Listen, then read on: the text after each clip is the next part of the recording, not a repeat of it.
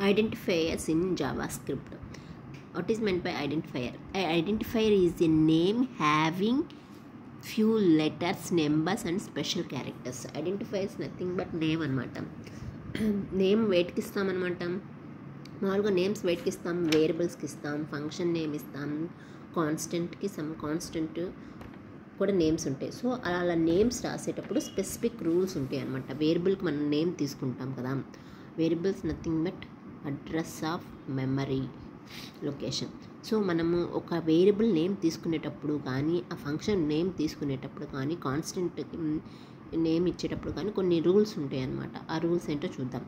Identifier should be started with letters underscores. అంటే identifier అంటే names అనేవి should be started with letters. అంటే letters means A B C D, ఇవేంటి రాజు రాని, ఇవేంటి లెటర్స్. అండ్ అండర్ స్కోర్తో కూడా స్టార్ట్ అవ్వచ్చు అనమాట. Identifier should not have any other special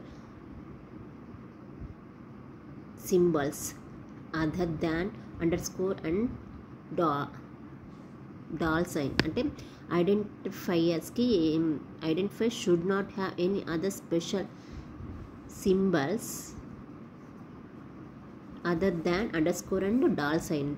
అంటే అండర్ స్కోర్ తెలుసు కదా, అండర్ స్కోర్ డాల్ సింబల్ తప్ప ఇంకా మిగతా ఏ స్పెషల్ సింబల్స్ని ఐడెంటిఫైయర్ వేరియబుల్స్ నేమ్స్లో కానీ ఫంక్షన్స్ నేమ్స్లో కానీ యూస్ చేయరనమాట.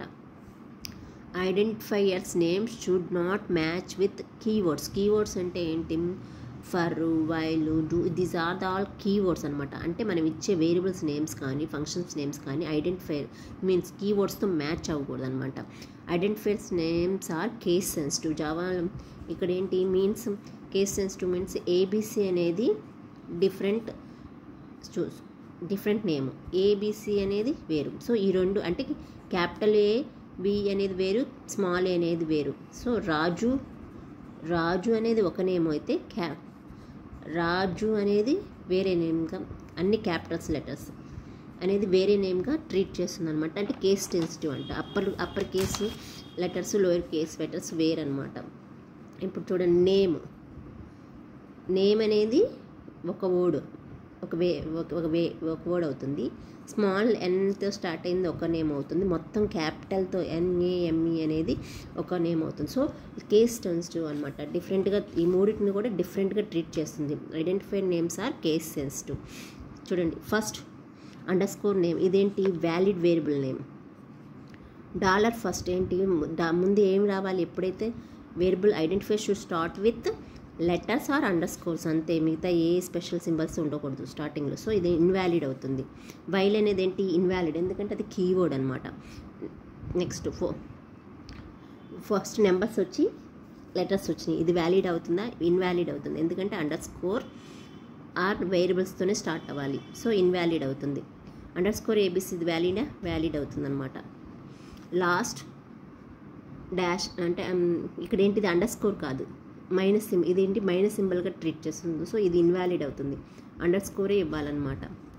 ఈ విధంగా ఐడెంటిఫైర్స్ అనేవి మనం ఇచ్చే వేరియబుల్స్కి ఫంక్షన్స్ నేమ్కి కొన్ని స్పెసిఫిక్ రూల్స్ని చెప్తూ ఉంటుందంట. Identifiers is the name having a few letters and names and special characters.